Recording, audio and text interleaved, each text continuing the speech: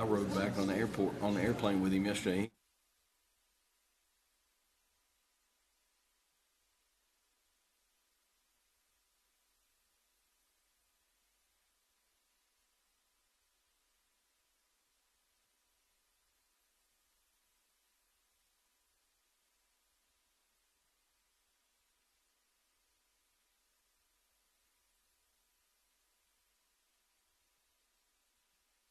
Cool. Where's JR in my truck? Yeah, that'd be awesome.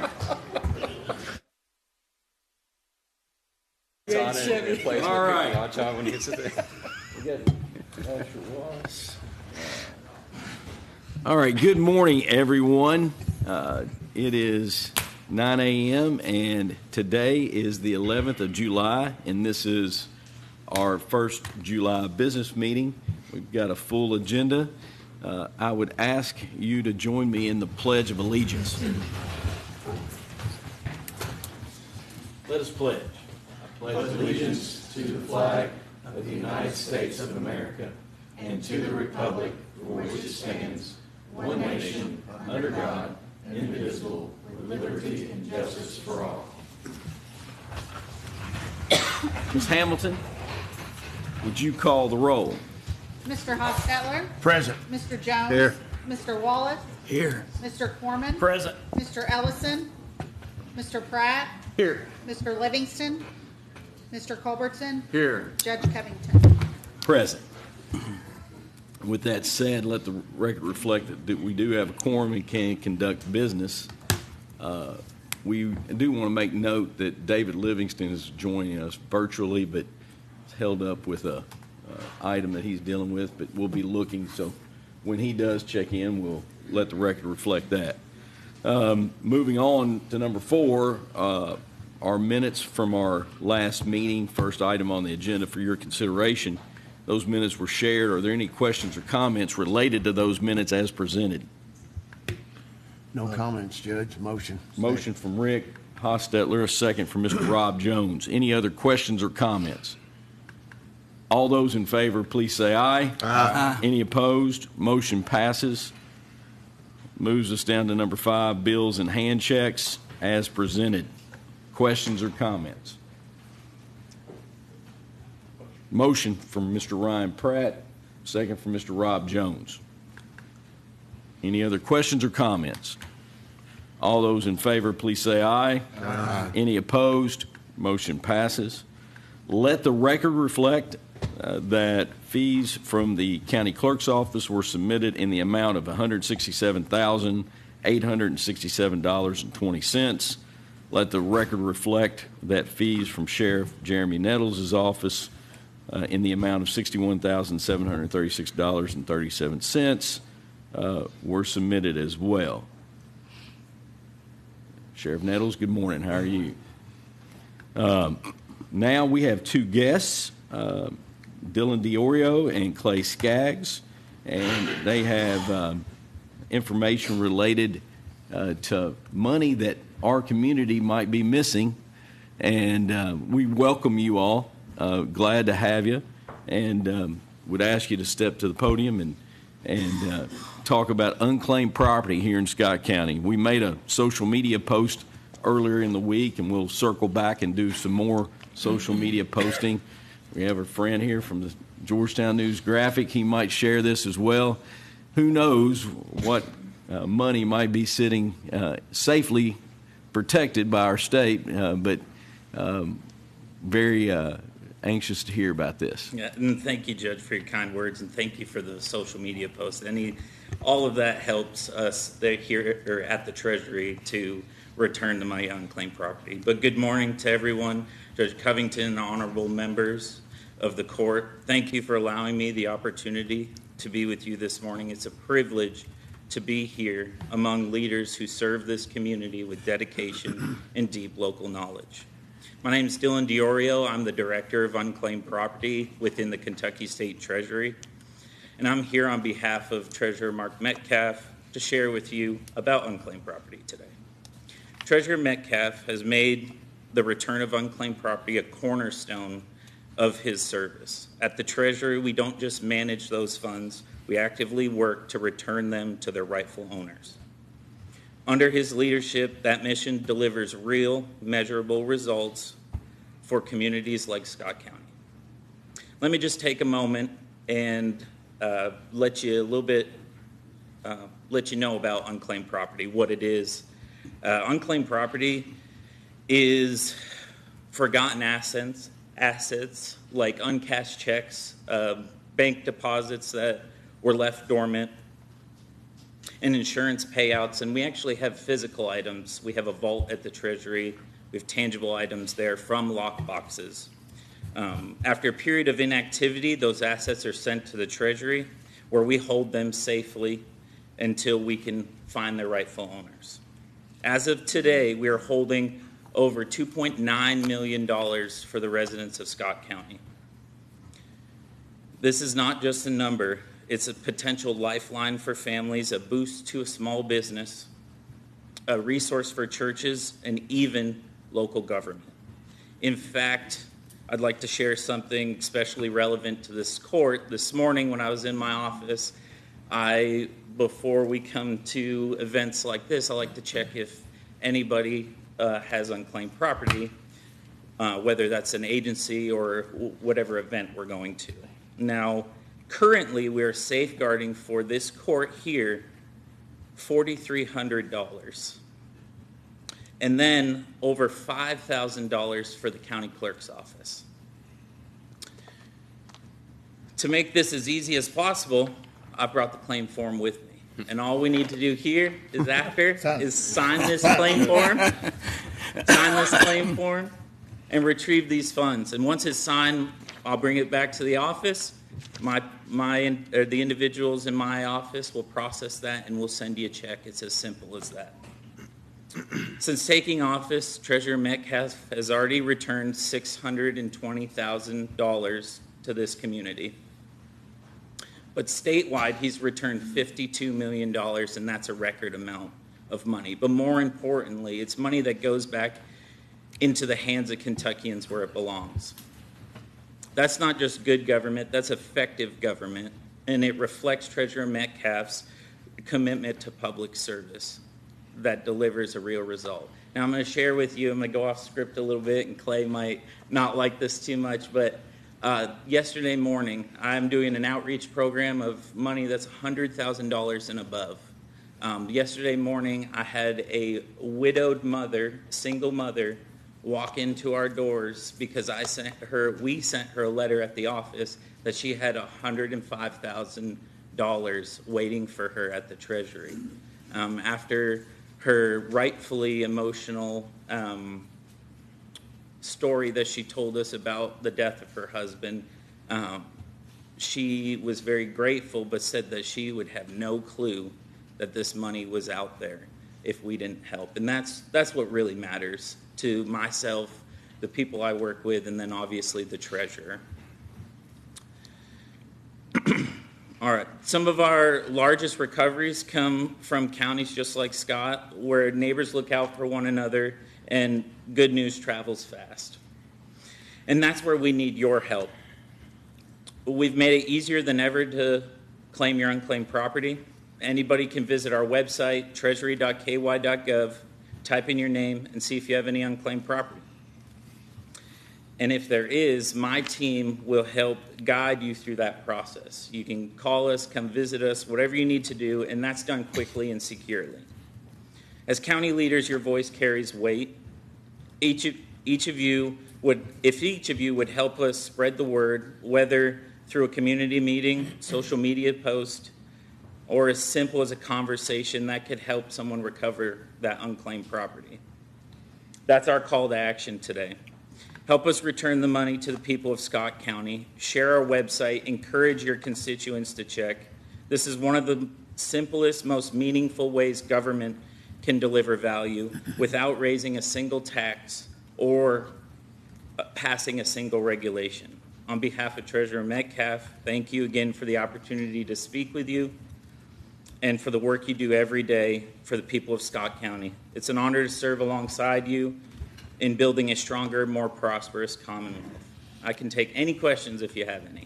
Dylan, we greatly appreciate you coming by, and it does, when someone comes and makes a presentation, it does, I just think it's more effective, and we will circle back and repost a few more times, trying to get folks to be aware, and then ask the fiscal court to do the same, and ask the city of Georgetown to do the same off of their sites. So, and then our other constitutional officers, just sharing that information, I think is very positive. And that story of the young mother, widowed mother, finding that she had over $100,000, that's a game changer for folks. So appreciate it. And any questions? Rick Hostetler. Well, I was just wondering, that story, like how does that happen where she would have had no knowledge? I mean, when you're talking to folks, you're having this kind of a conversation, everybody's going, man, I wish my rich uncle or whatever, I didn't know I had whatever. I'm just wondering how that happens so that, So basically, how it happened for her specifically was she had actually it was a portion of her husband's insurance and accident liability insurance. And how it happened is she received only a portion of it, and she was shocked. So she was supposed to receive something, I think she said along the lines of $180,000, and from the insurance agency, they only gave her like $70,000 or $80,000. Well, companies are supposed to do their due diligence by sending letters out. Sometimes they don't do it, let's say, in the most effective way most of the time. So what had happened is she thought she had received all she was going to get from the death of her husband. And then when we had sent out the letters, she called. I think she received the letter. She said she called to ask if it was the real deal. We said yes. That was at 4:20. Our office closes at 4:30. She showed up at 8:29. We open at 8:30 to come help our people process her money.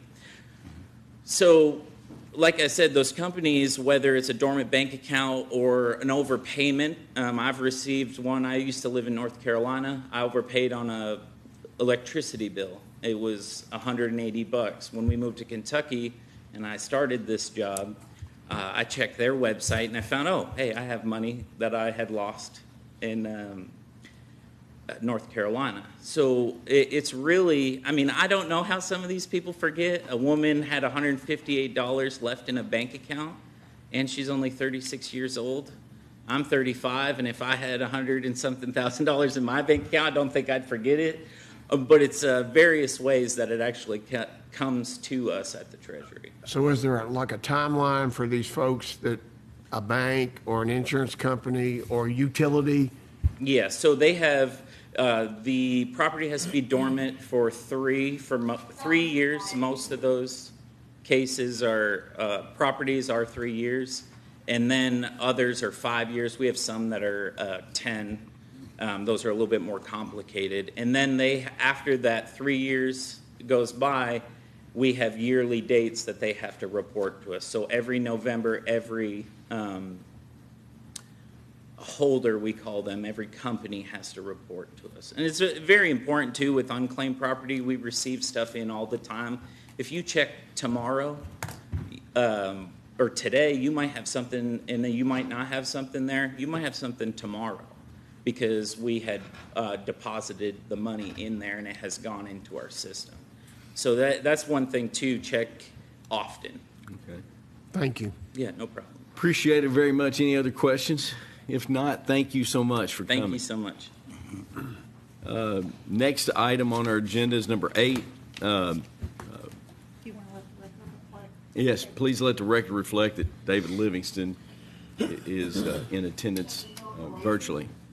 Yeah, Judge, I apologize. I got a call from Ryan. She is stuck in Grant County. Her car broke down, but all of our good county friends, I was able to call Judge Steele, and he's on the scene with her right now. Well, that's amazing.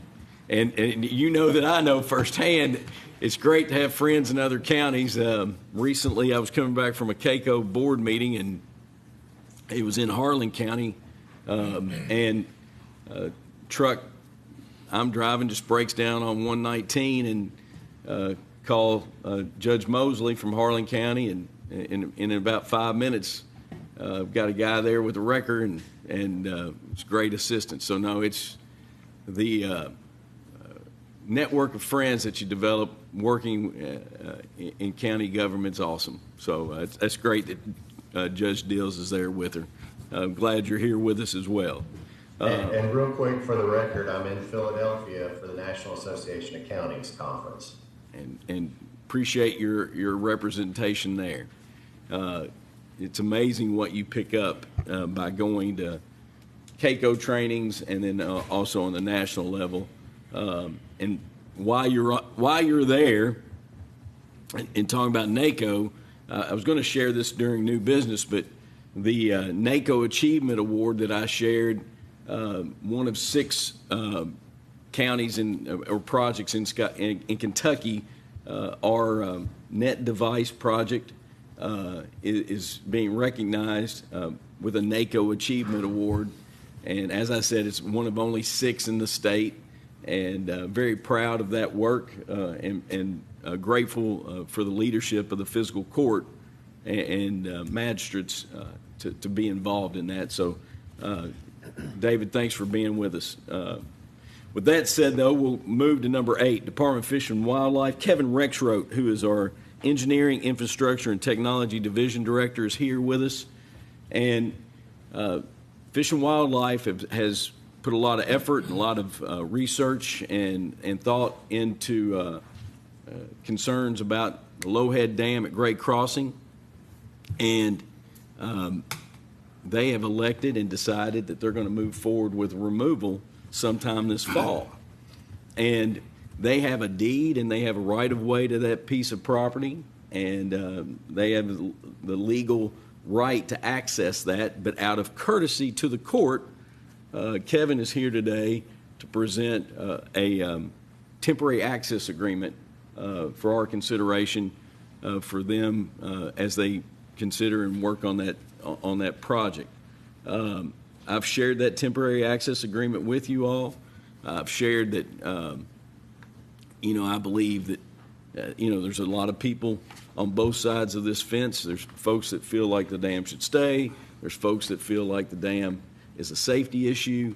And as recently as 2 weeks ago on a Sunday afternoon, we had a gentleman caught in the boil again, and very, very thankful that he was ejected from the boil before EMS could get there, but EMS and sheriff and fire and everybody else were on their way there. My concern is safety, and safety for the public, but also safety for our first responders.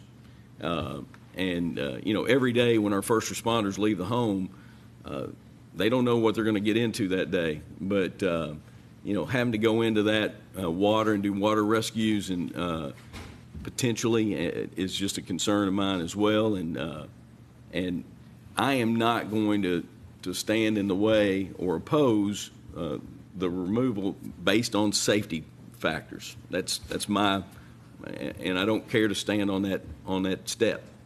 The request for the right of access and temporary access to do the work is a separate consideration, and in my mind they have every legal right to it, and that's why they're presenting it out of courtesy to the court. So Kevin, if you want to make any comments, open that to you, and then any comments from any of the court members. Sure. Thank you, Judge, and I appreciate the court's time, cooperation, and consideration today. Our agency, the Kentucky Department of Fish and Wildlife, doesn't take an action like this lightly. We understand that it is a divided topic, but as the owner of infrastructural resource like a Lowhead Dam, we weigh what are the benefits and what are the costs, just like any big decision a lot of individuals or organizations make. With this one, all assessments lead to one outcome, and that's removal. From a fiscal responsibility stance, we as an agency collect, and our revenue is primarily generated from the constituents that support us, which are license holders, both hunters and anglers, generally outdoors people. But when it comes to, are we going to put a tremendous amount of fiscal resource at a repair for something that is counter our core mission, which is to conserve, protect, and enhance the resources of the Commonwealth? This is the greatest enhancement. From a biological stance, the aquatic uplift that will occur is measurable. We're well aware that some would say, well, you're entrapped between two other low-head dams. We have an option to positively impact the better part of a 5-mile run-of-the-river stretch of North Fork Elkhorn Creek. So that checks a primary box for us. The fiscal responsibility when we're collecting fees, we want that to go best foot forward. To that end, we have partners with the U.S. Fish and Wildlife Service that are more or less opting to remove this at no cost. There's a fish passage grant that they can operate from, and they have an in-house crew that would take this on. This crew has removed tens. I can't say 100 plus, but it's probably approaching that number now throughout the nation. With that, the competent resources that are going to do the removal has given us the utmost confidence that it will limit the disturbance in the amount of time that there would be disruption on ground. What does the disruption to the immediate disruption during construction look like? It should be very abbreviated. With the correct weather windows, this crew would be in and out within about 2 weeks' time. What's the end result? The dam will look, obviously it will be demolished and rearranged in place, meaning this will turn into a riffle crest within the stream. So that will be rock cobble, which is the composition of the dam, with a concrete veneer. Those pieces will be processed through aid of a hoe ram and then redistributed in a manner that, say for example, you're floating in a kayak or a canoe.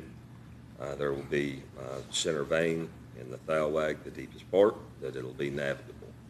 Our intent is to not have to portage around this. It would be something that is redistributed in a manner that also substantiates at least the county side of the bank, so that material could actually benefit in that location. We also obviously weigh in the safety concern. So there are those, and we have internally discussed and even debated.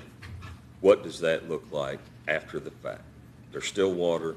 One could still find themselves in an unfortunate predicament where they could lose their life, drown. That's a fact. Anywhere in water you may. However, record shows that of the 3 since 2008, all of them have been caught in the boil at the county park. With that, we know we can mitigate that isolated, dangerous area, knowing it's fiscally responsible, knowing it meets our mission to conserve, protect, and enhance. For the better part of 5 years now, we've been aiming towards this time. Our intent is, when weather appropriate, at lowest flow, the crew is more or less on call. With your all's cooperation, we would probably start that clock, assuming we have the greater access granted today. We'll be looking to do it. It could be before fall, to be quite honest. It will be seasonally and flow dependent. What questions does anyone have for Mr. Rex Rope? Okay. Go for it. Go ahead, Ryan. Well, I just had, I know that in the initial verbiage that came out, it said that you all had applied to the Energy and environmental cabinet for removal? Yes. Did they approve it? I just didn't know where Yes, they that did. process was. Yes, they did. Okay. So that is for the water quality, for a division of water, their clearance, as they are the regulatory body on all navigable waters of the U.S. So there's two levels of jurisdiction and regulation. One is the United States Army Corps of Engineers, and the other is the Kentucky Division of Water, both of which have signed off. Permits are in hand. Mr. Jones, you had, Hey, Kevin, a couple of years ago, there was a meeting at Great Crossings, and I wasn't at Yes, that sir. meeting, but I was told by several people that they said there would be a second meeting, a second, where everybody could come and talk again, sit down and talk again about what's going on. But that meeting never occurred. Is there a reason why that never did, or? Well, from that, I don't recall there being an actual commitment to a second public forum. What we have done is try to keep an open corollary for communication, be it with the county judge and myself and many others. This is a team effort. There are some heavily invested individuals at Kentucky Department of Fish and Wildlife that have poured a tremendous amount of time into it. Any question that's been posed, we've done our best to provide an answer in a timely I fashion. give you props for it, because every time I've called you, you've always answered and we've talked. But I've sent emails to wildlife commissioners, never got a response, which really surprised me, because I have the utmost respect for the Fish and Wildlife Department, because I fish. I used to Yes. hunt. I don't hunt anymore, but I fish all the time. And you guys do a great job managing our parks and our lakes. But I just wonder, was there ever any consideration taken into the fact of how much this area gets used now? It's like I drove by there yesterday. There was a family that put up one of those little tent things Yes, sir. and was having a nice little picnic down there. Yes, sir. I just don't see that happening after this dam is gone.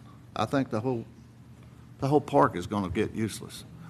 And then there's other questions. What's going to happen to the ramp? Where does that come into? Because I think the court owns the ramp, don't we? Or does that part of you guys' stuff? the ramp sits on Great Crossing Park property. Yes, sir. The ramp was installed through a grant, Yep. and that's to answer that question. The ramp's not going anywhere, I don't believe. No, I mean, with former, as far as park use, we fully expect park use to not decrease. I Okay, feel that was like gonna be one what of my you might questions. see is distribution of concentration, so the amount of use will be about the same, but the setting will be similar to that below the dam now. Therefore, you may find that 1/2 mile working north and east up the county trail, people may opt to walk up to the next riffle crest and decide that's where I want to be. As far as welcome or the stream itself, welcoming people throughout that stretch, it will have a lot more dynamic characteristics within the lens of the county park ownership. So somebody with Then say a bass boat probably won't be able to use that water now. that's correct. You know, you're talking about kayakers, canoers. Kayakers, canoers, banking, and potentially even wade fishing in that area. The area below the current site of the current dam will still have that. It's It still will be advantageous for people to wade and fish from Absolutely. that. And The you're going to roughness. distribute that rock, from what you've shared with me, you're going to distribute that rock to try to make it more advantageous and just Absolutely. continue to be a place for angling from that area. I think that from the bank or anywhere in that focal point right now, the fishing will not decrease. The health of the fishery at that very location will be at least as good. And it will have a lot of the same characteristics. So you will see white water or roughness over projected rocks. And I just want to remind everyone that when this first was presented, the fiscal court did a hazard mitigation grant application. That grant application was not successful. That was for a rock ramp installation below the dam that would mitigate the boil. The cost of that was around $3 million, if I remember correctly. And we've even circled back to see if that mitigation grant is still available. It is no longer an option for brick grants for that type of mitigation grant.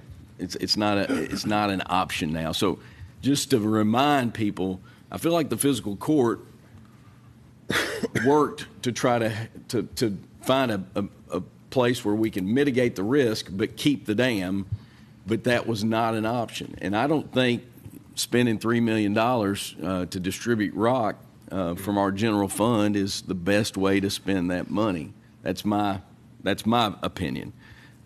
So I just want to remind everybody that the fiscal court tried to navigate a path to mitigate the risk but keep the dam. It was not successful. And, I think Fish and Wildlife's done a lot of work and research to look at it and looking at safety as that Great Crossing Dam in that park is I think most widely used parks in our community. Sheriff Nettles, I think you all send people down there and every weekend it is a very busy place. And, I hope, just like you do, Rob, that there is no negative impacts on usage of the park and having that, when it gets hot in August, it might slow down the flow. But I from what I've read, the flow will, for the majority of the months of the year, you will have a good flow and it'll be healthy and it'll be a positive thing for the stream. And I don't have a crystal ball, but that's what I've read. So what else, Rob? The second part of your question, the ramp itself, it will not necessarily host motorboats. However, we will augment the current descent to be most user-friendly. So it may take a little bit different shape and feel. Therefore, foot travel, dragging paddle craft will be ideal. So we've got several other dams in the community. Who owns those, and do you know, Kev? I do know that Robinson Dam is owned by County, Fiscal Court. I believe the dam at Cardone. I don't know the ownership of that. I believe, and I don't want to speak to it because I'm not 100% sure. I tried to look it up on PVA, But I had a question. Well, this is just, a question that was sent to me, and then I forwarded on to Kevin.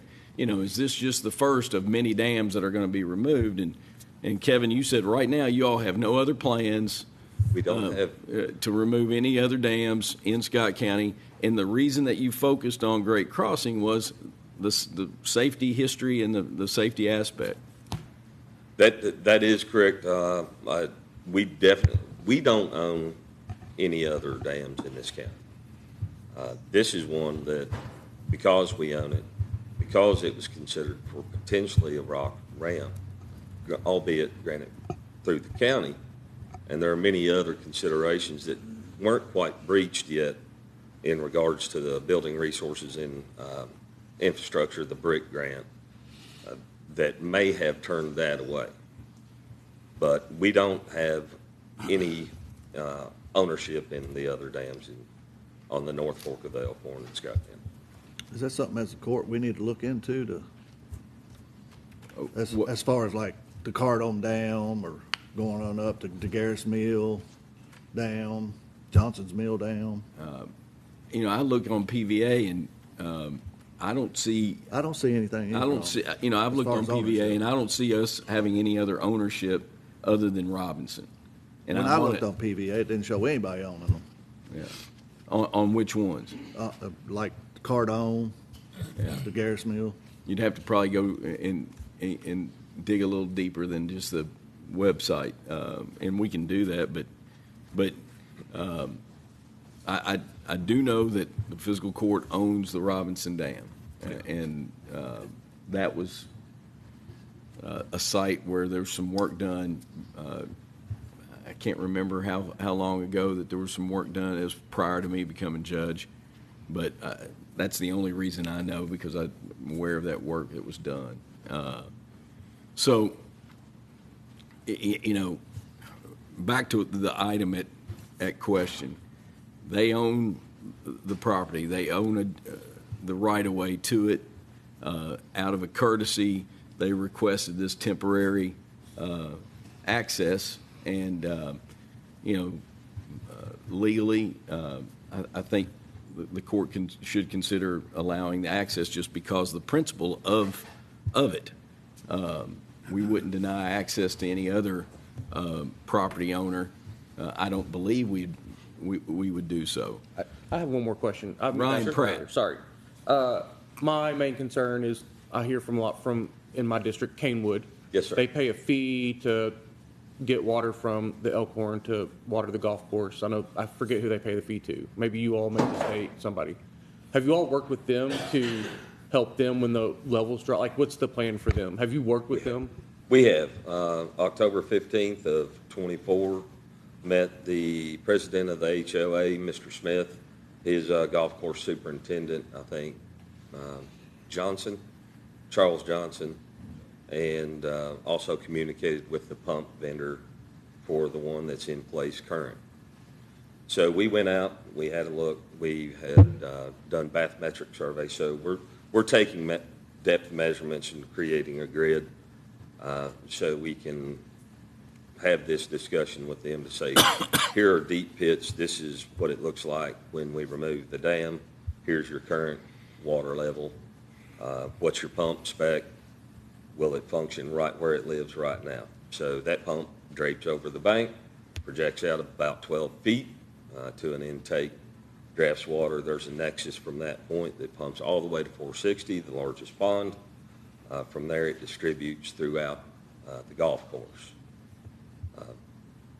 We defined that there is a riffle crest, which means there's a grade change downstream from that pump location that will hold more or less the same volume of water in that location. If they have issues, if it's burping more or less, there is a found and defined location that we located and communicated with them physically. That's where it is, and that would be your next best location. If you have issues, it was my understanding they may wait and see what it does rather than physically alter that. But we will be in communication, again, if with your own cooperation today, moving ahead, and let them know that it's coming.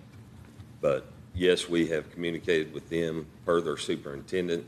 Didn't think that there would be any issues at all, even if it had to be modified, which would involve moving that trunk line, more or less pipe it to a separate location within, I think it was 45 feet. So yes, we have communicated with Canewood.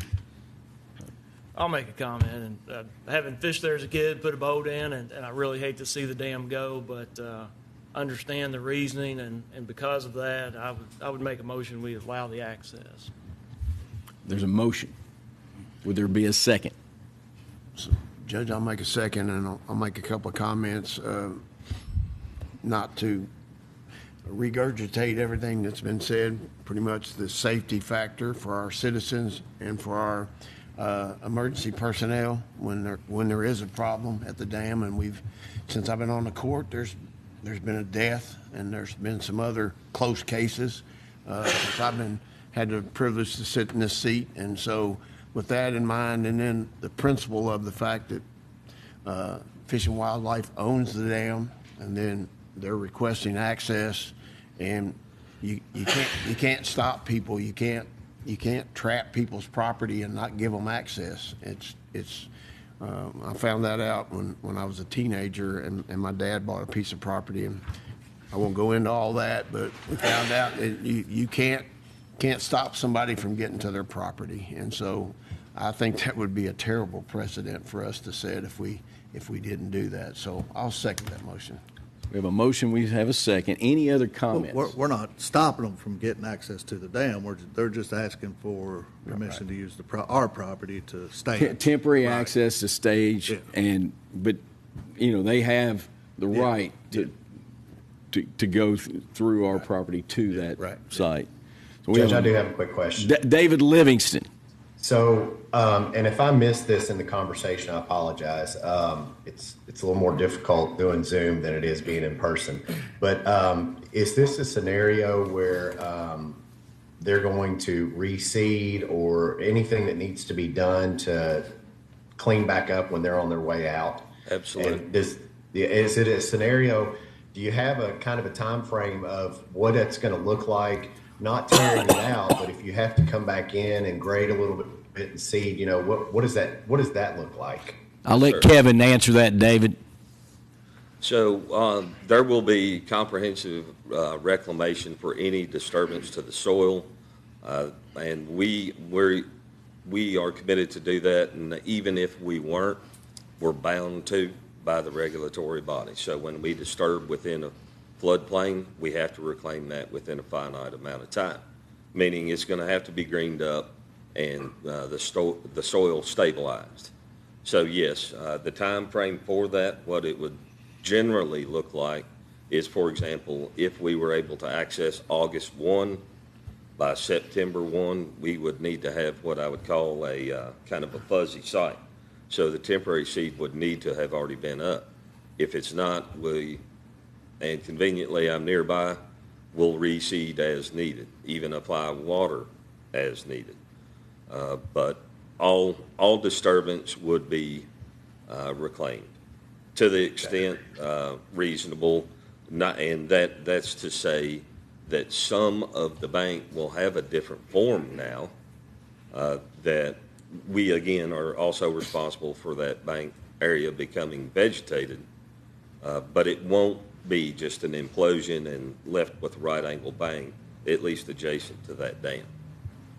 But yes, we'll see that all the way through. David, does that answer your question? Yes, sir. All right, thank you. Very good question. Any other questions or comments? We have a motion, we have a second.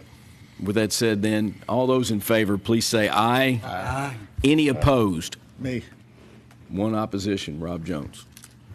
With that said, motion carries, and if you have any other questions, I'm sure Kevin will be happy to answer them. Thank you, Kevin. Thank Thank you, Kevin. I Thank you. appreciate it. Thank you. All right. Kevin, I'll email you the agreement. Thank you. All right. Thank you all. That moves to number 9.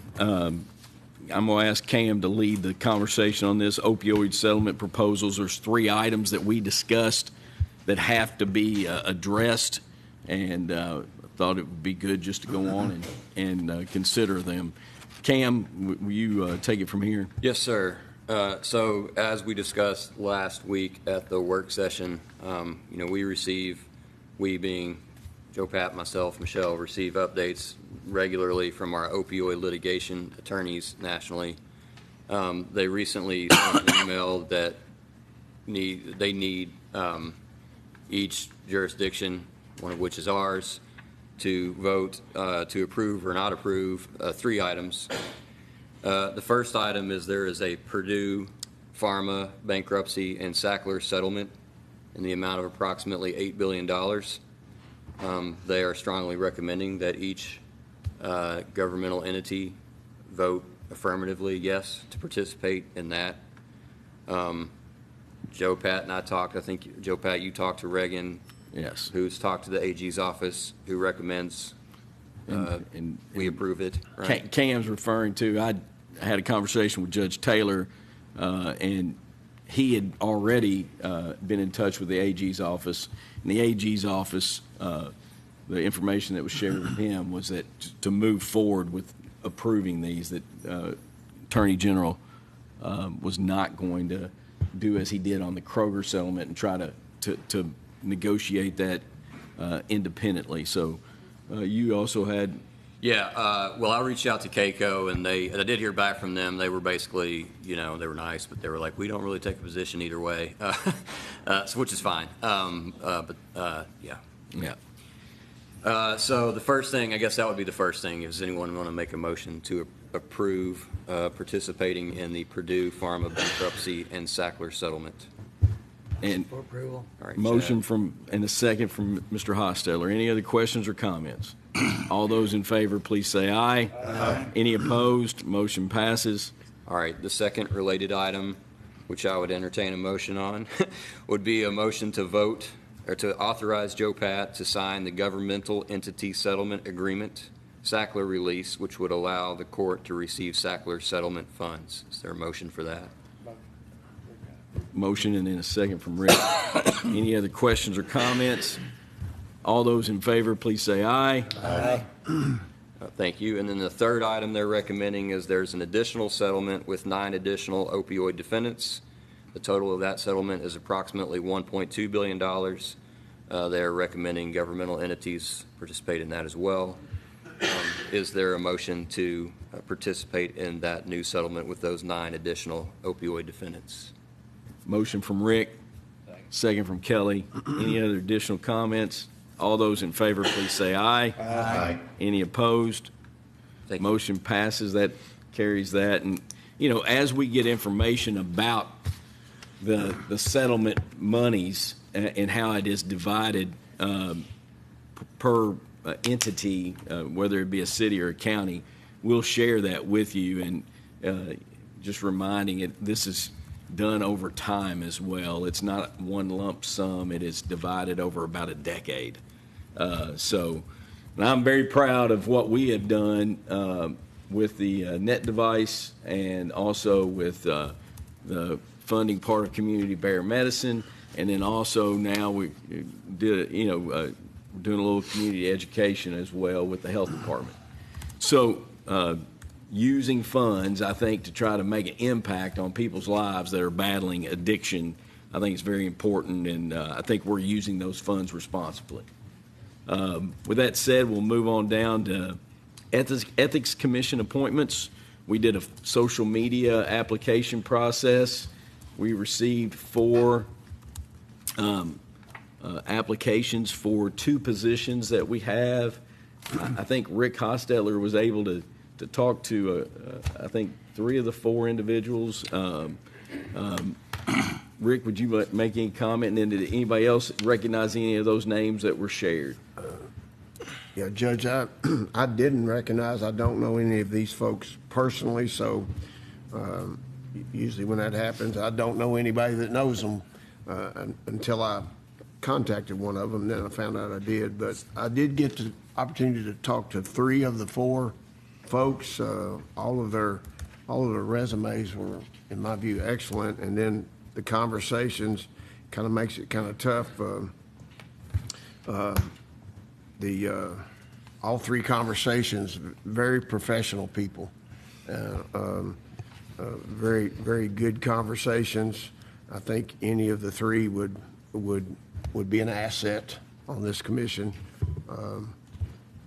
If you want my first 2 picks, I've actually thought about it all last night and even this morning because we can only pick 2. But I was impressed by all 3 folks. But one of them was the gentleman from Stamping Ground. I think that's where he's from. Mr. Palmer, Jesse Palmer, and there were 2 ladies that I talked to, and I'm still sitting here right now torn because they were both excellent conversations. I guess I would, as a second nomination, I would go with Miss Meyer. Okay. I can't remember where she lives here in the county, but Well, anyhow, it's just good to note that the commission only meets if there is a concern that brought to the that would merit the commission meeting about an ethics complaint or concern. But I always think it's healthy to have people that are wanting to be involved and publicizing opportunities. And, like I said, we had 4 folks. We'll keep the other 2 in the queue of, because there'll be other board opportunities in the future, and try to reach back out or encourage them to keep watching. That's usually the best way to do it, and ask them to apply for things that they're interested as we move forward with. Chad Wallace. Second. We've got a second. And that's much needed to move forward. So we have a motion and a second. Any other questions or comments? Just another comment. I tried my best to let the three know that I did get to talk to, that what you were talking about, Judge, that to my knowledge, since I've been on the court, I don't think that commission has ever had any activity or a call for it. But I also told them you might get a phone call next week. I don't know, but again, and I also thank them for the fact that they were willing to step up and serve in their community. So, which I always, every time we appoint folks, I think that's awesome that people step up, because all three of these folks that I talk to, and I'm sure the fourth person is no different. They're very active in their jobs, and so, but they're willing to set aside some time to serve. I think that's awesome. Yes, sir. So we have a motion and a second. Any other comments? All those in favor, please say aye. Aye. Any opposed? Motion passes. Next, moving down, Sheriff's Office drug screening policy as presented.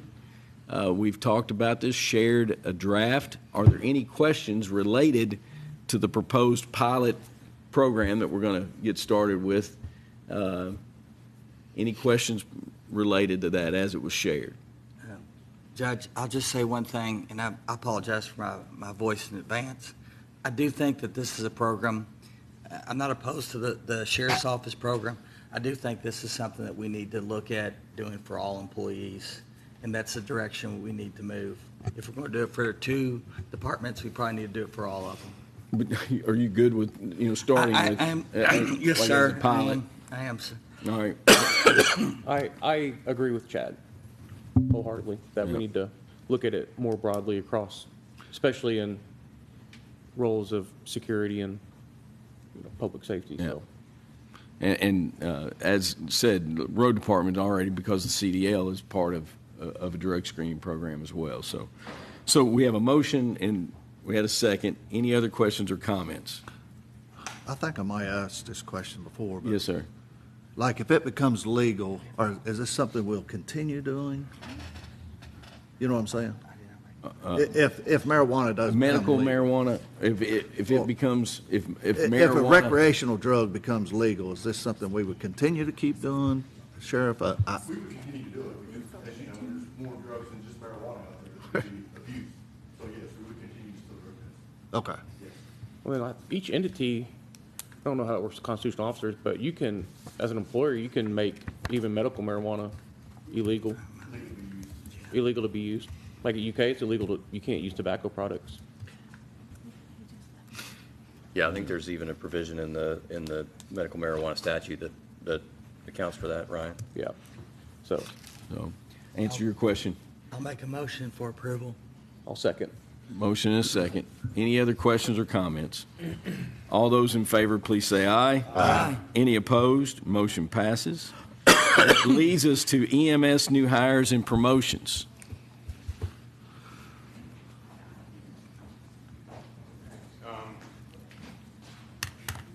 Did we skip the fire department promotion? Skip that one.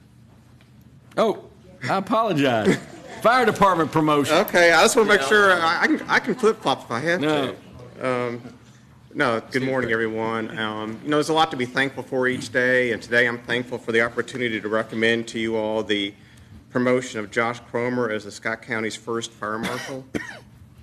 Josh has been with us since August of 2018. He moved up to lieutenant in August of 23, and he's also has a 7-year career that he spent as a police officer with Lexington Police Department. So for the past 2 years, he's been completing all fire cause and origin investigations, and he also possesses all the required certifications for the position. So we're very fortunate that Josh has a great blend of experiences that prepares him for this role.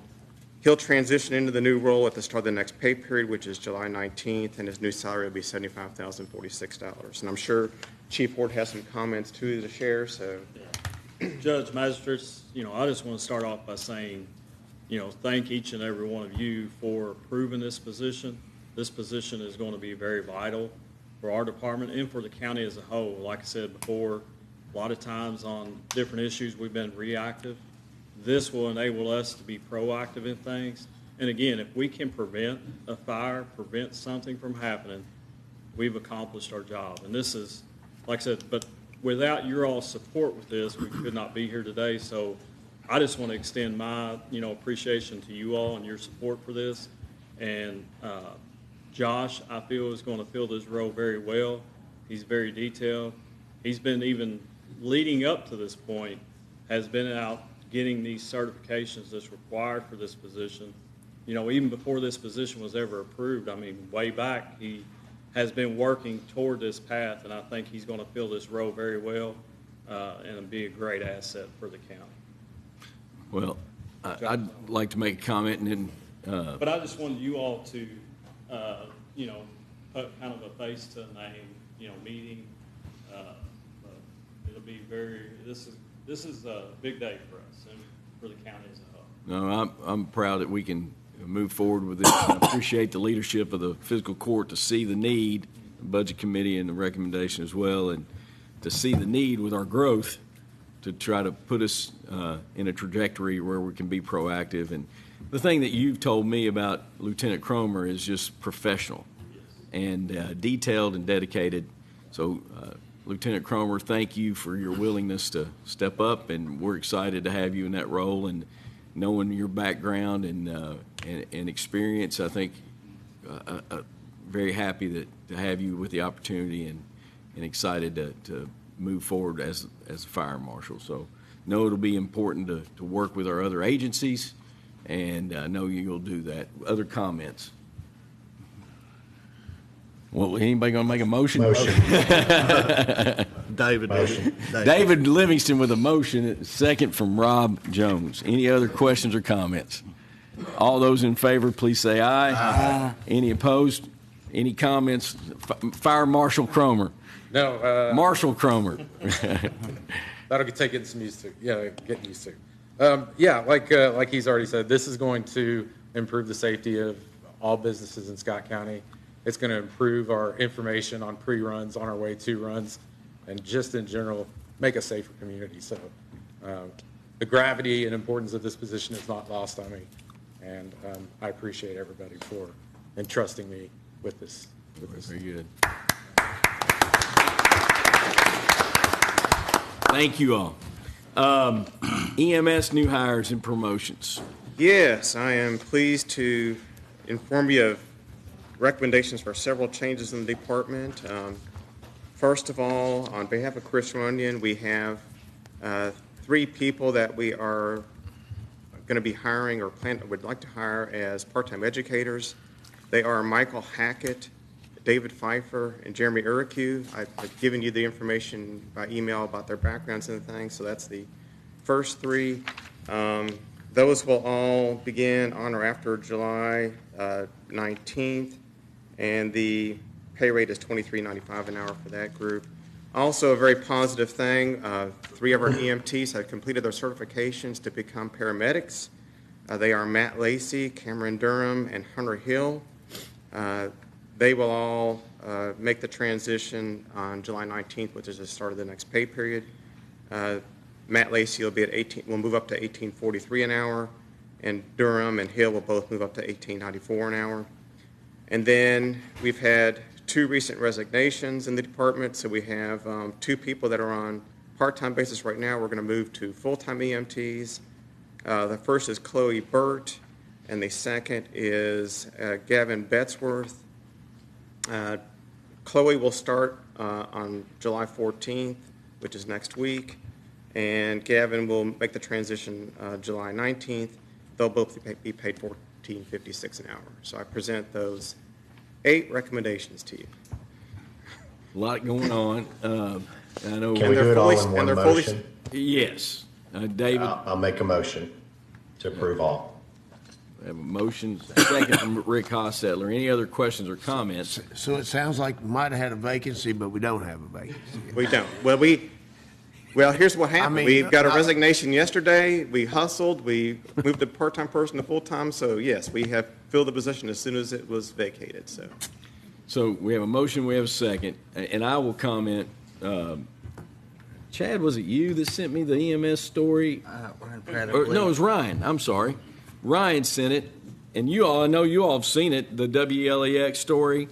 And I just didn't have time to get it out, but very positive story about our paramedic program and just the professional atmosphere and how that paramedic program, the certification program, has positively impacted our staffing and the quality of human beings and professional trained paramedics and EMTs that we have, and just noting how staffing continues to be a major issue across the state for emergency medical services. And I think the leadership of the court, the vision to put in the certification program is our community is reaping the benefit of having access to good folks that are trained and well qualified. So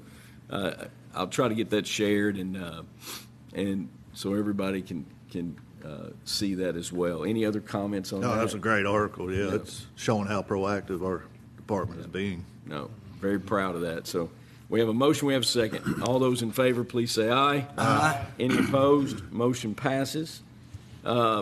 Chris, EMS billing service proposal. We had one bid response, and the name of it? Specklin. Specklin. You all have vetted that top to bottom. The one thing is the 6.75%. That's the same as what we were previously paying. Same. So what questions would anyone, comments you would like to make, Chris, and then any questions that you all would have as well? Good morning, Judge Magistrates. We have had our compliance folks kind of comb through the contract, the RFP, and then subsequently the contract. They think it's a very fair offer. I spoke with the billing company yesterday, and they've assured us that we will have dedicated personnel that will just be primarily, focused on our department. And then as well, they are going to schedule, once the contract is signed, schedule 2 individuals to come in and kind of stay with us at our department until this transition's complete. So the billing company that we've terminated with, it's what they call legacy billing. So it's whatever's left over from August when that termination. They will go back and bill that for us and make sure that none of the bills are lost in the shuffle kind of thing. So, and then I would ask, I think Cam still needs to review this thoroughly, but if someone would be willing to make a motion, if there's no other questions, contingent upon Cam's review of the contract and his approval. I do have a question, Judge. David. So, Chris, you're saying that any outstanding bills that are out there right now, that this company will pick up and continue moving forward with those? correct. Okay. Is there any type of, do you all know if there's any type of statute of limitations for collection of those outstanding bills? I don't think there's an official statute of limitations, but I know they do, once they pursue the bills for a year, Okay. and then they kind of write them off after that. And that was one issue we had with our former agency. They weren't doing that. So that's why, we had that discussion, and I brought those very, very large numbers to you guys, kind of alarming. They weren't cleaning up the files and writing those bills. Okay. All right, thank you. Good question, David. I appreciate I'll make a it. motion. Motion from David Livingston. Second from Ryan Pratt. Any other questions or comments? All those in favor? Do I need to clarify that my motion is based on the contingency of CAM approving all the legal language within the contract? Okay. We'll duly note that. So any other questions or comments? All those in favor, please say aye. Aye. Any opposed? Motion passes. Now, that leads us to this next item that I shared. Uriah also made comment as well. But with the damaged ambulance that's still at Paul Miller, it's my opinion that we should try to save it now with what's been and use it as essentially a backup. Yes. But at that time, when we thought it was going to be totaled, we were going to use the power stretcher. I'll let you take it from here. Yeah. So that was our expectation, was to take all the equipment from the wrecked ambulance and put it in this new one that we're getting next week. But then when the estimates came back and it wasn't totaled, and Chad had mentioned it would be a good idea for us to have a reserve truck. The difference there, though, is going to be about a $70,000 increase to our ALS 360 contract, because now we're going to have to outfit this new ambulance that we had anticipated just moving equipment into. One thing I guess to note on that is that next year, we've already purchased 2 ambulances, and they will be arriving next year. And when they arrive, we plan to retire 2 ambulances, the one being the wrecked one. And so there would not be any additional cost when we receive those 2. We can move the equipment out of the 2 that we retire into the 2 new ones. So it's kind of like we pay this now, or we pay it, half now and half next year. So it's not really. Can you remind the exact time when we're going to get those 2 new ambulances? I know we've got the other one that's here anytime. Yes, anytime. So the estimate, last time we talked to them, and we are going to go up for a mid-build inspection in the fall, but the last estimate we had was fall of 26. So we're still looking into we're way out. next budget year for this backup, just similar to the fire engines and equipment that we're working on. So, questions, Ryan? I'm gonna put you on the spot. I mean, I don't know what are we being asked to vote on? You have the 2 options pretty much. You can just do the power loader for the new truck, the power load. And the power cot? Yeah, that would be $30,000. And we would not pay for this until March, when this ALS agreement gets updated. Correct. We have this big master agreement with Stryker. Right. That I think is very smart of us to do in the long run. The other option is to do all of it, and it's about $70,000. Yeah. So if we just do the 30, we just do the power load, then we have to strip the wrecked ambulance of all its equipment, move it in. So it would entail us having to move that back in anytime we had a truck go down. And just last week, we had 4 trucks down at the same time.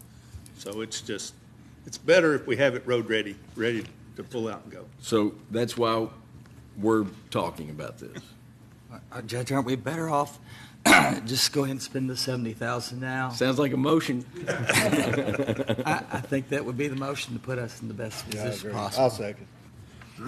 Now, we have a motion, we have a second, and this won't be due until March. Correct. But this was not, we'll have to navigate this in the budget. We might look at Michelle back there as she kind of says we can do it, and we'll have to make a. We're also technically half, right? The city will have to pay. You're 100% correct, Ryan. Yes, sir. So that's a good point. Yeah. I appreciate that. So we have a motion second. Any other questions? All those in favor, please say aye. Aye. Any opposed? Motion passes. Do you want to discuss HVAC now? Might as well do it right now. Stacy, you have that. You said you printed out the HVAC issue that we had in the supply storage room. The split system was thrown up the flagpole to address not having any AC. After further review, we went back to the we went back to the tape, and what really looks like the best option is to cut 2 holes and extend ductwork, and it's for a very minimal price. And what Ian said, Ian said the cost should still be covered under the return tax credit and not an increase to the project overall cost. So that's approximately think it was like $4,700, I think. $4,400. Yeah. So my opinion would be to take that route, and hopefully it cools the room. It's right off the bay. It's got double doors. We did it on purpose there for access. Right. It's really not, we can't move it anywhere else. So moving this ductwork would be great. Would there be a motion? Motion, Judge, but a quick comment. The number I'm seeing is like 4,200? Yes, sir. Yeah, okay. And is that going to be the original contractor doing that? I believe so. Yeah, because Yes. I know after our workshop, Dwayne and I went over there. We didn't have a ladder or anything, but we were talking about potentially tying on, so it sounds like what they did. It's just penetrating the wall twice, I think. Yeah. So, I'll second. Second, any other questions or comments? We can use our new claim money for that. There you go. About- got it. There you go. We'll cover That that. covers All that. those in favor, please say aye. Any opposed? Motion passes. I did. At le- One Yes, more sir. question, if I could. If Cam approves that agreement, is that something I can sign, or does that need to be signed by you, the billing? I'll have to ask Cam that. I think it's fine. The court's approved it. You're an agent of GSC EMS, so Okay. we can go over it after court today if you want to. Okay. And then we had thrown out the date of the 24th for ribbon cutting. And I had that down as well, and I've shared that with the city. I've shared that with Toyota. Toyota is not confirmed. I sure do want them there. Absolutely. They donated the land to help make this happen, make it a win-win. The city has a 3 o'clock, some committee meeting. I don't know if it's safety but they said they should be able to, with the notice ahead of time, should be able to navigate getting there at 4. So let's use, everybody lock in July 24 at 4, unless Toyota reaches back out and says they can't send anybody, but I think they'll be able to send somebody. Okay. Really respect their partnership. So answer everything? Yes, No. And then the new bunk room furniture, did it get there? most of it. All right. What about our stove that we were, Yeah, it got fixed. our stove got fixed Stove too. got So fixed. we're Most of the slowly furniture. but surely Yeah. getting it all navigated. All right. Great deal. That moves us to street legal special purpose vehicles. And all this is, I'm not asking you to do anything other than I wanted to share some feedback that, we put out and talked about the survey, and I made the adjustments. From what I can see, Sandra shared at lunchtime yesterday the Google Forms responses. There was 286 responses, or 88 responses. Are you a resident of Scott County? 99% said yes, 99.3 to be precise. Are you a resident of Georgetown, Stamping Ground, or Sadieville? Wanted to just, get that feedback. So as you can see, 73%, 73.8 are residents of Georgetown, 14% were none of those. So the remainder was either Stamping Ground or Sadieville. And it looked like a pretty even distribution between those two. So, kind of knowing where your responses are coming from. Of course, we represent every one of those responses, other than the 0.7% that was not from Scott County. In general, do you support the fiscal court adopting an ordinance to allow street legal SPVs on certain county roads? Out of the 287 shown responses, 46.3% strongly opposed, 32.4% strongly support, 8.7% was somewhat opposed, and then you had neutral and somewhat support, and I don't have a number for it. Just you can see there that I'll try to get Sandra Jean to share this. Next, do you own or operate a street legal special purpose vehicle? 288 responses. 66% said no. 12.5% said no, but I plan to, and 21.5% said yes. And then we can skip over this. It's just kind of, it was multiple responses about different items that people could just put in, and we'll share that with everybody. But this was, I think, the last one. Do you believe allowing SPVs would have a positive, negative, or neutral effect on the quality of life? 52.6 responded negatively. 29.6 said positive. 13.9 said neutral.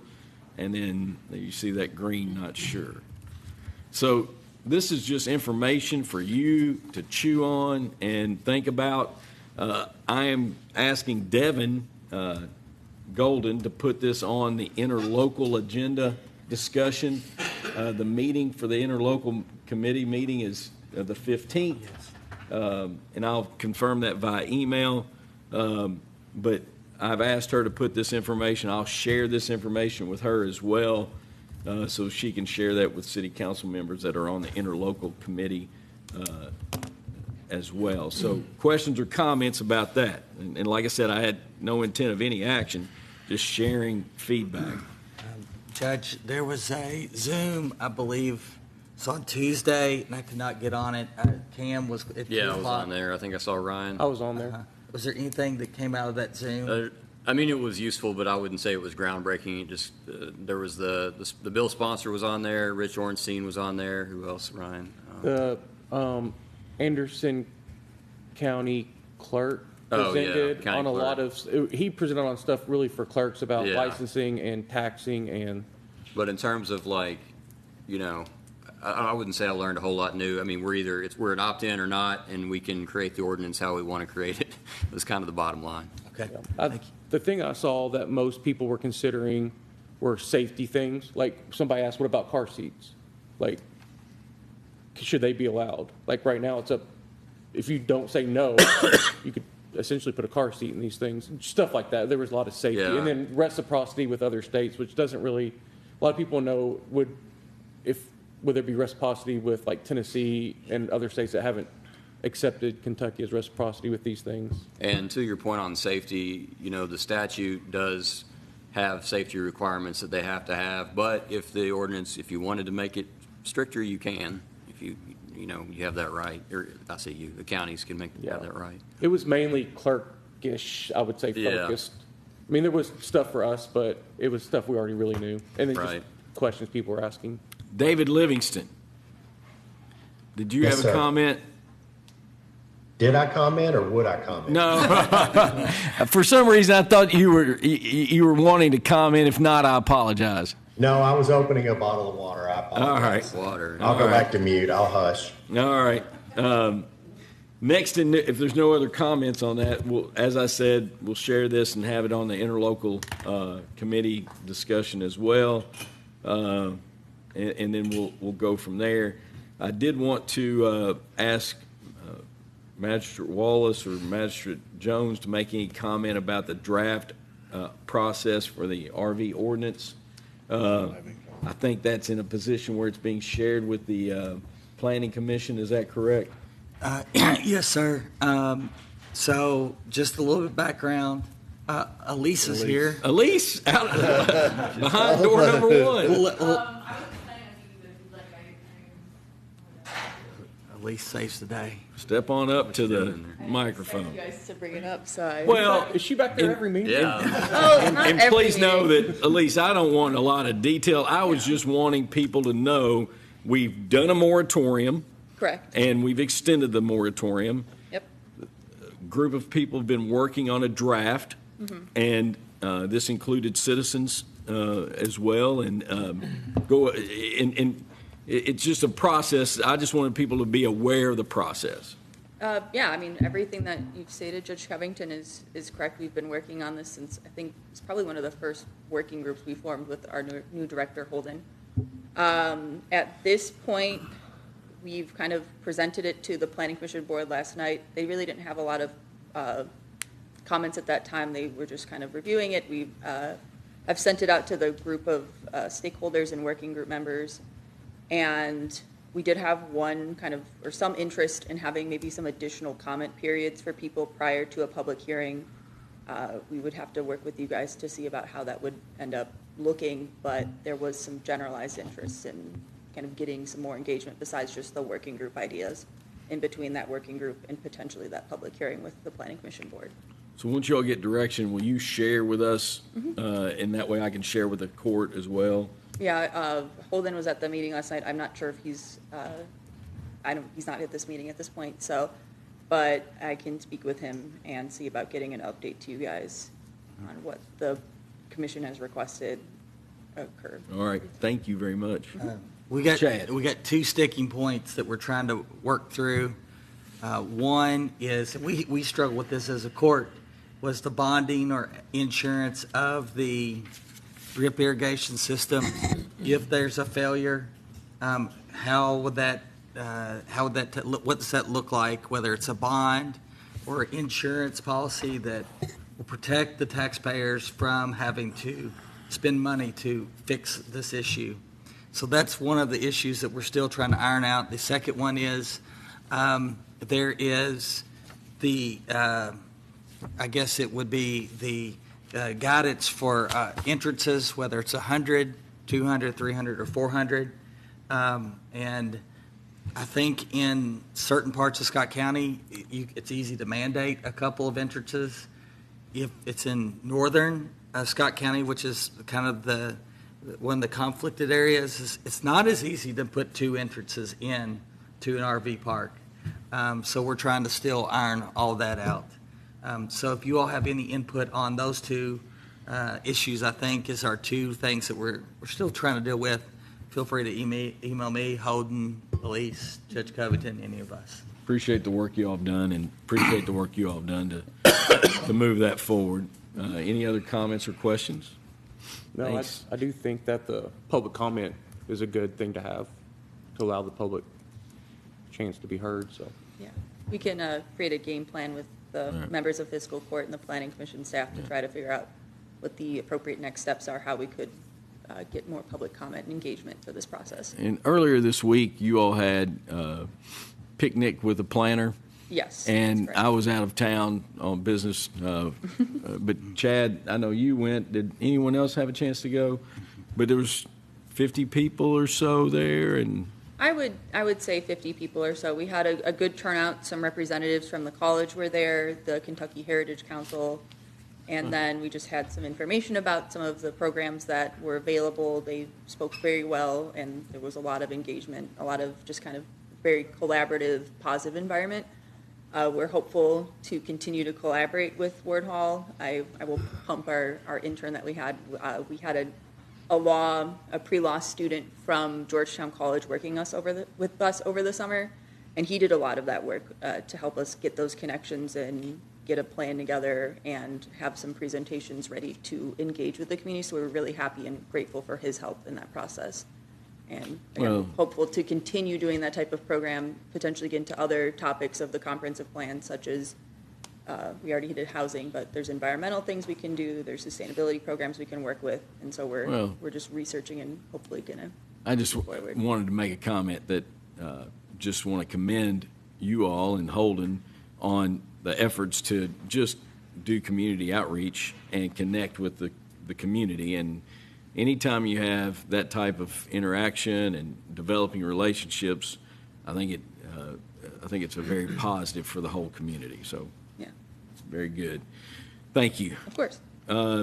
Next item that I had was we do need, we've had a recommendation for a young man named Ethan Wallace to serve as a student co-op on the second floor. You don't have to leave. Yeah, but you don't have to vote. Yeah, well, I'm going to recuse myself. Well, you can recuse yourself, but you don't have to get up. Did you say Wallace?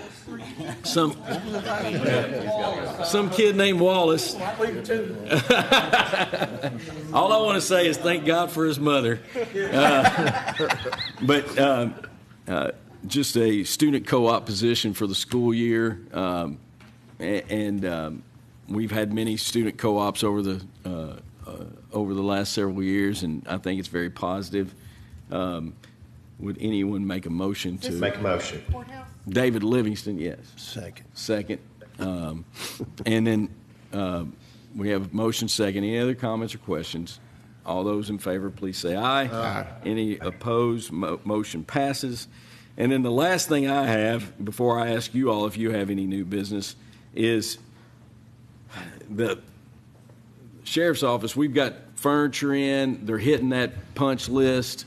I think we've got to circle back in the basement on that punch list, but I haven't had a chance to see the furniture moved in and set up. But I mean, how close, Sheriff, do you think, JR, do you all think we are to moving in?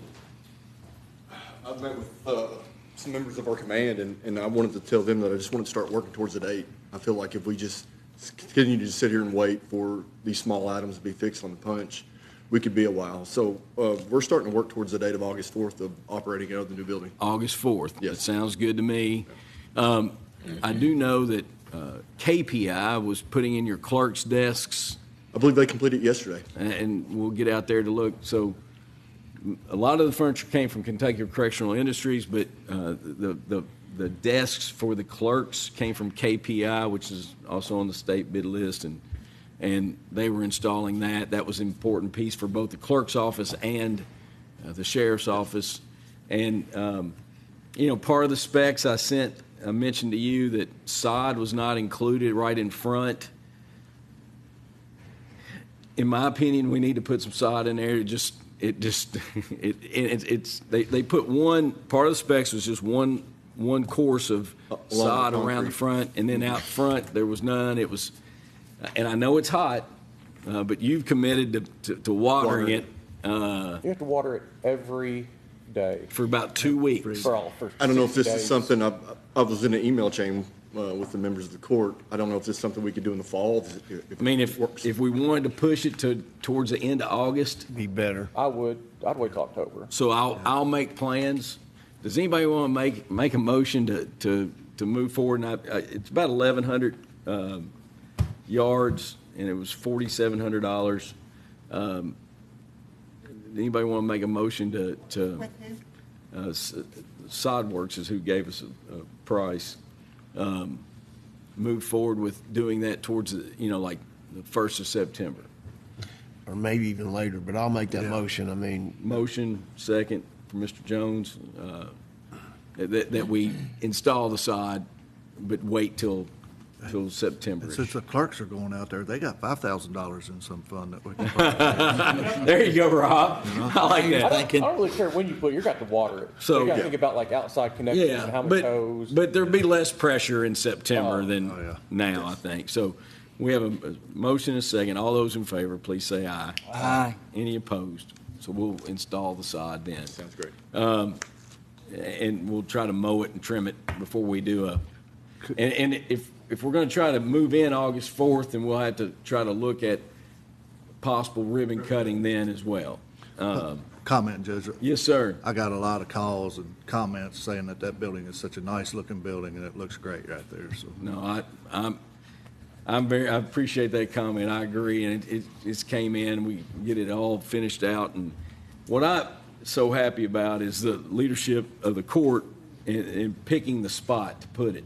It's so close to the schools, it's close to the road department, but close to the bypass, where our staff can really have access to the county, and I think it was smart to do it. And then we own the property as well and didn't have to buy additional land. So Judge, new business from anybody else. One thing we've got to do is we've got to officially vote the next meeting to rename the street in front of the sheriff's office that leads back to the dog park. Let's make sure that's an agenda item. Yes, sir. And we've talked about that, and we'll follow through with renaming the street officially as we move forward at our next meeting. It's already on the So, any other new business from any court member? Anybody from our audience? Rick Hostetler. Wait. Rick. Revel. Yeah. Good morning, Judge, Magistrates. Real quick, it's with great pleasure that I come to you this morning that the fire department will be graduating 11 new recruits on Wednesday. They're all their academics. They've completed all their academic work. Everybody has passed the class. I'm officially inviting all you all to the graduation at 4 p.m. on the 16th at the library. Also that morning, the final PT will be a run from the Sadieville Fire Station to downtown Sadieville, where each recruit will ring the bell in downtown Sadieville. It's something new we're starting. That's going to be their final PT for the class. So you are all invited to that at 9 p.m. or 9 a.m. that morning. I'm sorry, that's twice I've messed that up. But 9 a.m. Don't come at 9 p.m. I won't be there. So where are you starting at? Sadieville Fire Station at 9 o'clock. They're running to downtown Sadieville, which will have a police escort and fire truck escort. And then they'll ring the bell for the culmination of their recruit class. Picking them up and putting them down on 32. And also, you're all invited to run with them if so be inclined. All right. How far is it? Mile and a half. You do that, Chad. All right. Thank Roughly. you, Bill. Thank you all. Thanks for that reminder. Will you send us that out? Yes. All of that. We can run it as a relay. Yeah. Rick, you had something. So I had shared with the court, I think at our workshop, that a young lady that I don't know was wanting to come and talk, I'm assuming talk about her experience being treated with the net device, but I was called last night, I texted last night late that she had fallen and broken her arm. So she didn't want to come today, but she does still want to come. So I gave her our next few meeting dates, and they'll get back with me. But her and another lady want to come and speak to the court. So just giving that update. And appreciate that, and always great to hear positive feedback. And then interlocal meeting is on the 15th at 4. Judge? Let me just double check it. I think that's correct. That's I talked right. to Devin yesterday.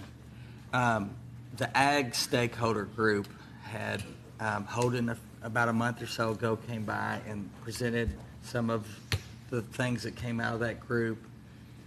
Is that something that we're going to be voting on, or is that something that? I think what Holden's doing is working on some draft okay.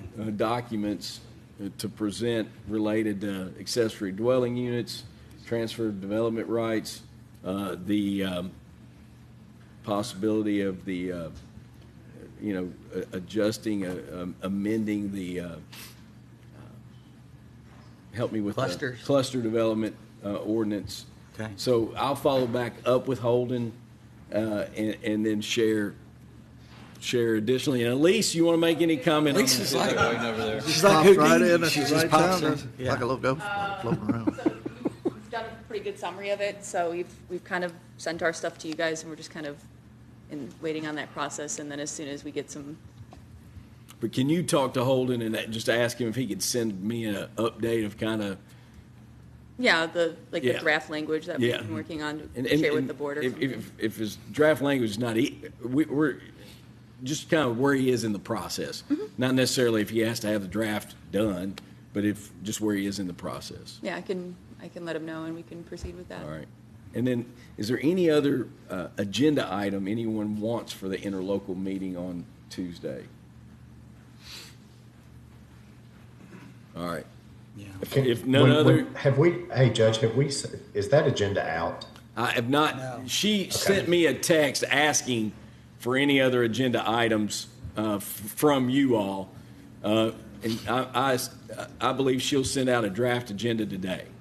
Okay. And I'll check with her on that. And I don't want to belabor any issues. The transfer of the EMS going to Jacobs Lane and then the city fire coming to Station 1, is that just anything we have to work out now? So I need help getting a couple more quotes for someone to come do the bathroom work. I know we've been working on it, but I don't think we have any final quotes. Like, we need 2 bathrooms worked on, and then we need a wall built to allow for female sleeping room and a male sleeping room. And literally, the wall is not 8 feet long. But is the city paying for? They're paying for half of that. It'll be half of that. Come out of the I understand. Yeah. All right. We don't have a date yet. We're just waiting for them to let us know when they can do it. If anybody knows a contractor that we could get another couple prices from, especially on this bathroom work, because we need some plumbing, some electrical, and tiling probably, all the trades. Okay. That's what's holding us up. Chad, I think you were in Alaska when we talked about this. Mm-hmm. Right, we're moving both ambulances now out to Jacobs, and then we'll have none downtown. Yeah. Based on, I guess, the estimates, what it takes to. Sure, we don't want to sink a lot of money in that. No, but that's the plan right now, and feel like having the two at Jacobs puts you still have good proximity to downtown from Jacobs, and you have the fire department who's going to get there quickly as well, and it's not a negative on emergency response. Okay. All right, thank you all. If there's no other new business from anyone. Hey, Judge, you mentioned your truck. Is there any update on that thing? My truck is, I can pick it up today. They replaced the engine in a week. So that truck, and it's all covered by warranty. Good. So I'm picking it up today. So. Judge, I did want to apologize for not being here last workshop. I know there was quite a bit of questions raised about our MOU with KSP. We met with them yesterday, and we're working on a proposal, and I don't think it's going to be nearly as in-depth as what was proposed at workshop, and it's not going to include liability for the fiscal court and that, and I've spoken to you about that. So We'll share that yeah, maybe I'll at try the to have next that ready workshop. for the 24th. All right, meeting. or the 24th. All right, is there a motion to adjourn? Motion. Motion, second from Kelly. All those in favor? We are adjourned. David, be safe at NACO.